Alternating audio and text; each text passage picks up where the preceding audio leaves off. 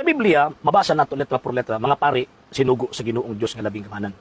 Ang dili mabasa sa Biblia, og never gitudlo ni Kristo og sa iyang mga apostol, ang kining mga pastoy nga nang buto lang after 16th century gisugo sa Dios. Wa gyud na sa Biblia. Rabihan na lang gyud nimo kabakakon. Nakoy basahon, Efeso kapitulo 4 bersikulo 11. Ang mga gasa niya mao nga ang uban iyang gihimo mga apostoles, ang uban mga propeta, ang uban mga tingsangyaw sa maayong balita, ang uban mga pastor o mga magtutudlo. Karon maingon ka nga walay mabasa nga pastor sa Biblia. Grabihan na gyud nimo. Ang imong pangalan sino? Unsang day apelyido nimo ngaling? God bless na lang, igsoon. Kining amigo natong tagak nga nagpaalig-alig og tubag sa atong presentation sa ato ang reels, the more siya nga nagahatag og tubag sa kuha, the more nga nagapakita siya siyang pagka-ignorante sa gitawag og balaang kasulatan. Kung naminaw pa ni siya og tarong sa ako ang tawag ining presentation, ang mahitabo ini di na ni mo ribat ni. Di na ni tawag ining mo reply niya. Ako paghihimuong sinungaling kaya sino daw kong apelyido niya pagka man ngaling kamo man ang sinungaling.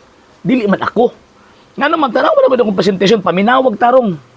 Paminawag tarong kay para makakaton ka.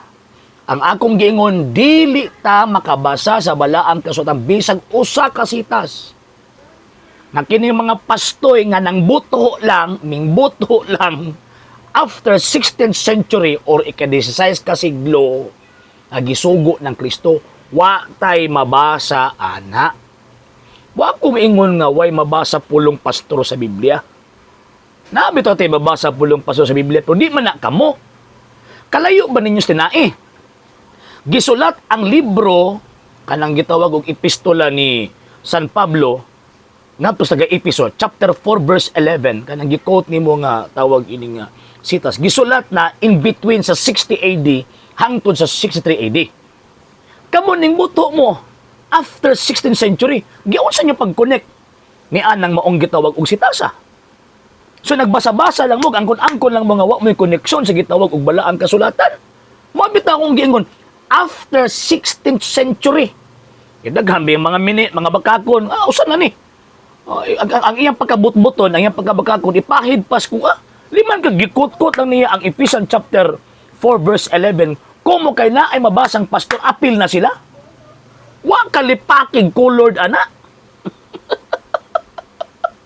Again ha, gisulat ni San Pablo ng maong libro ha, 1st century.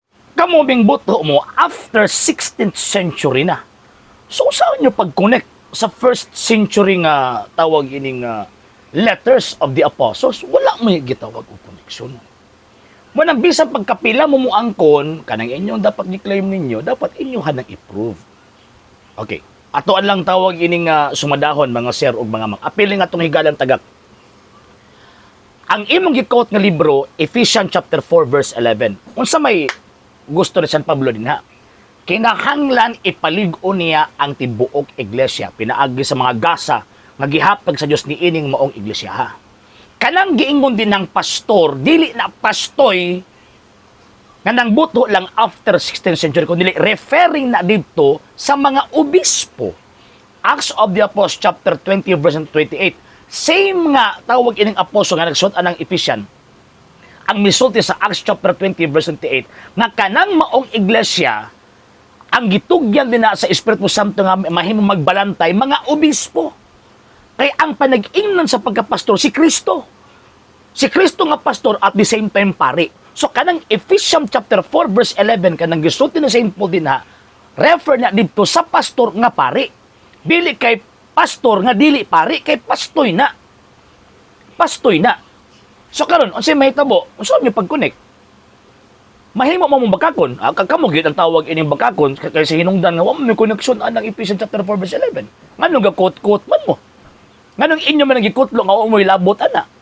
Nganong inyo man nang ginakuha nga text nga gawas man mo anang sitasa kay pagsulat anang sitasa ulahiraw kay mo nangabot.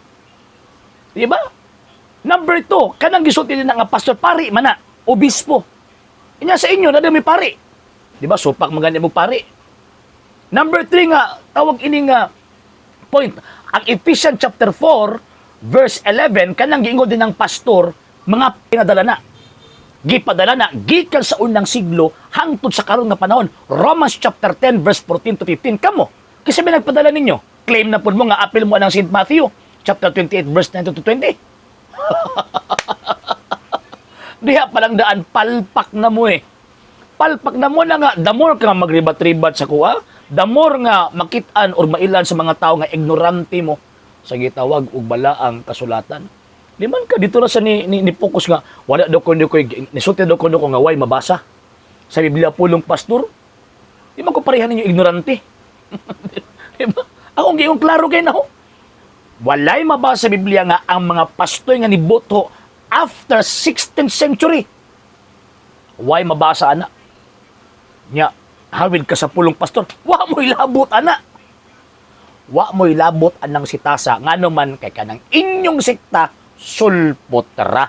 Why connection sa mga writings sa mga apostles sa 1st century AD. O prueba niya nga wa mo ilabot kanang inyong pundok rehistrado. Ang mga apostoles kaniadto nagpasakop sa pundok na dili rehistrado. Okay? Sa hindi pa po nakapag-follow sa mga pages po natin, i-follow nyo po yung mga pages po natin, RJ Horolanciano II TV Apolia Punto Argumento page, Kuya Apologies TV page, and RJ's Vlog 2022. And pwede rin po kayo mag-send po dyan ng Facebook stars. And also, sa ating po mga channels, sa hindi po nakapag-subscribe, subscribe po ninyo yung mga channels natin, Dalay Catholic, Apologies International Official, RJ Sano II TV, Kuya Apologies TV, and Barrio Kawayan Religious Forum. And pwede rin po kayo mag-send po dyan ng super sticker, super chats, and super thanks. And maraming salamat po sa mga kapatid at mga Katoliko na ulis pong tumutulong sa programa po natin.